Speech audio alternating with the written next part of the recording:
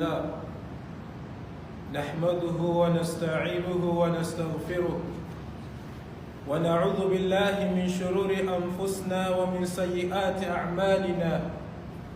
من يهد الله فلا مضل له ومن يضلله فلا هادي له. أشهد أن لا إله إلا الله وحده لا شريك له، وأشهد أن سيدنا وحبيبنا مولانا محمد صلى الله عليه وسلم الذي بلغ الرسالة وأدى الأمانة ونصح الأمة، فكشف الله به الأمة وجاهد في الله حق جهاده حتى أتاه اليقين. اللهم آت نفوسنا تقواها وزكها أنت خير من زكاها، أنت وليها ومولاها برحمتك يا أرحم الراحمين. عباد الله، أوصي نفسي وإياكم بتقوى الله عز وجل، كما قال الله تعالى في محكم تنزيله بعد أعوذ بالله من الشيطان الرجيم: يا أيها الذين آمنوا اتقوا الله وقولوا قولا سديدا يصلح لكم أعمالكم ويغفر لكم ذنوبكم، ومن يطع الله ورسوله فقد فاز فوزا عظيما.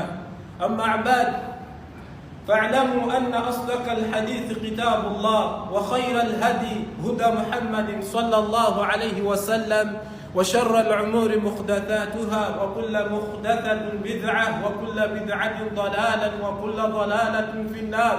فعاذنا الله وإياكم والمسلمين من النار.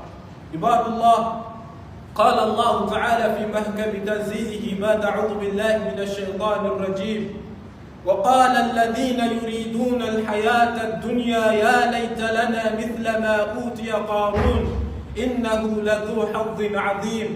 وقال الذين أوتوا العلم ويلكم ثواب الله خير لمن آمن وعمل صالحا ولا يلقاها إلا الصابرون.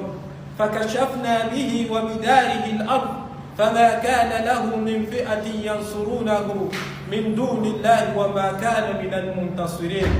وأيضا كما قال الله تعالى في محكم تنزيله بعد أعوذ بالله من الشيطان الرجيم: وما الحياة الدنيا إلا لهو ولعب وإن الدار الآخرة لهي الحيوان لو كانوا يعلمون. فإذا ركبوا في الفلك دعوا الله مخلصين له الدين فلما نجاهم إلى البر إذا هم يشركون ليكفروا بما آتيناهم وليتمتعوا فسوف يعلمون. كل نفس ذائقة الموت وإنما توفون أجوركم يوم القيامة فمن زحزح عن النار وأدخل الجنة فقد فاز فوزا عظيما. وما الحياة الدنيا إلا متاع الغرور.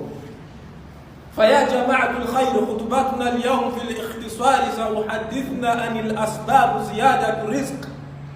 وكما قال الله تعالى: واحسن كما أحسن الله إليك ولا تبغ الفساد في الأرض إن الله لا يحب المفسدين. أولا من أسباب زيادة الرزق التوكل على الله. التوكل على الله، وكما قال الله تعالى: ومن يتوكل على الله فهو حسبه. ومن يتوكل على الله، هذه أسباب من أسباب زيادة الرزق. وكما قال الله سبحانه وتعالى: ومن يتق الله يجعل له مخرجا ويرزقه من حيث لا يحتسب. عن الحديث عن النبي صلى الله عليه وسلم قال: النبي صلى الله عليه وسلم قال: لو توكل على الله حق توكله لرزقكم كما ترزق الطير تغدو خماصا وتروح بطانا. أولا من أسباب زيادة الرزق التوكل على الله. التوكل على الله. والثاني التقوى الله. من أسباب زيادة الرزق الثاني التقوى الله. ومن يتق الله يجعل له مخرجا ويرزقه من حيث لا يحتسب. وكما قال الله تعالى في محكم تنزيله بعد أعوذ بالله من الشيطان الرجيم: الثالث من أرقام الزيادة الرزق، من أسباب زيادة الرزق صلة الرحمة.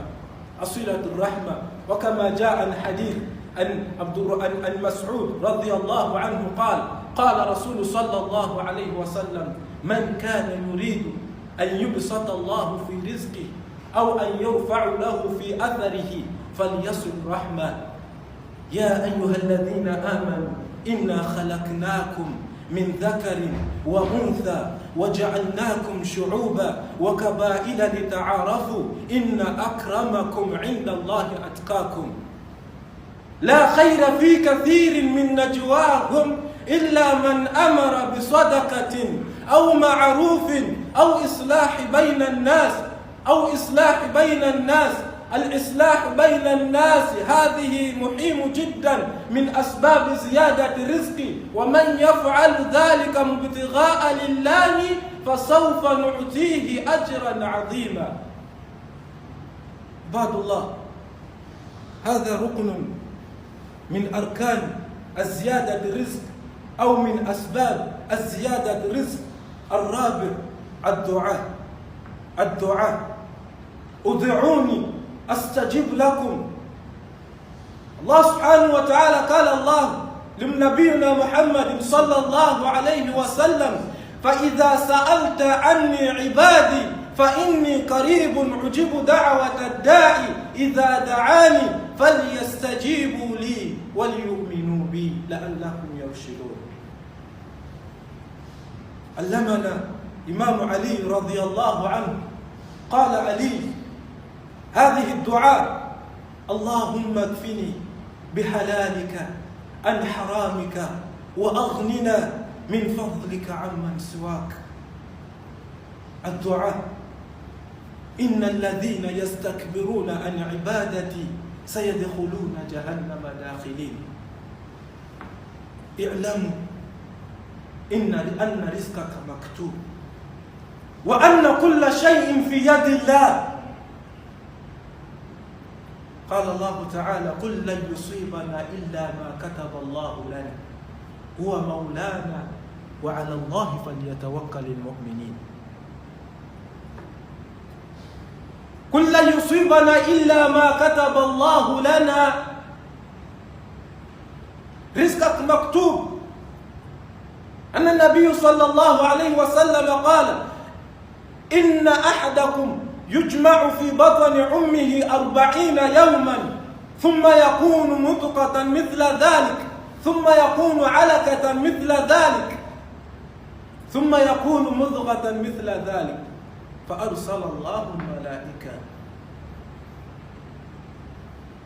بأربعة الأمور.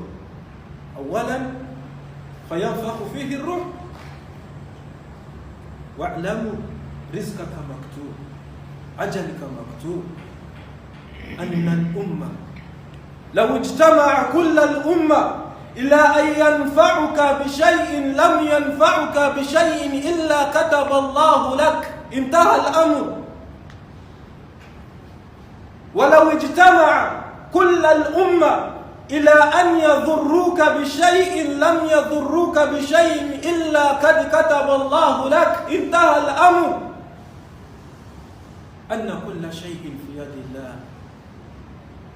أقول ما سمعتم، أقول قولي هذا فاستغفر الله لي ولسائر المسلمين من كل ذنب فاستغفروه إنه هو البر الكريم وهو التواب الرحيم. فتوبوا إلى الله يرحمكم الله.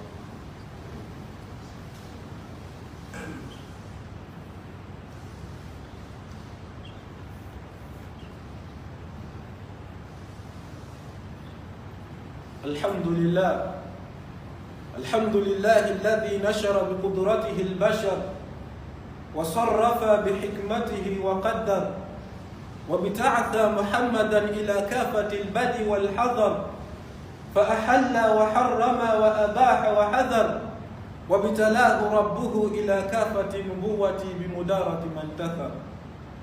عباد الله، أوصي نفسي وإياكم بتقوى الله.